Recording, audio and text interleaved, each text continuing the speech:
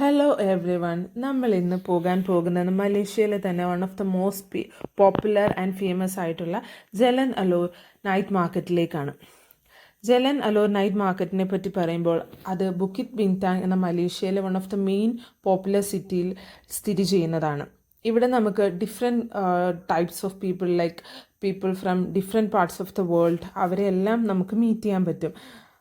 എല്ലാവരും ഇവിടെ മലേഷ്യയുടെ പുതിയ പുതിയ ഫുഡ് ഐറ്റംസ് ട്രൈ ചെയ്യാനും പുതിയ കൾച്ചർ എക്സ്പ്ലോർ ചെയ്യാനും വേണ്ടി വരുന്നതാണ്.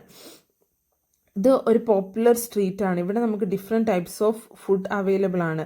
നമുക്ക് നമ്മുടേതായ രീതിയിൽ അത് കസ്റ്റമൈസ് ചെയ്ത് ഇപ്പം ഇത് തന്നെ ഒരു സീ ഫുഡ് ഷോപ്പാണ്. ഇവിടെ നമുക്ക് കൺവീനിയൻ്റ് ആയിട്ടുള്ള ടൈപ്പ് ഓഫ് ഫിഷ് ചൂസ് ചെയ്യാനും അത് നമ്മൾ പറയുന്ന രീതിക്ക് അത് പ്രിപ്പയർ ചെയ്ത് തരികയും എല്ലാം ഇവർ നമുക്ക് ചെയ്യുന്നു.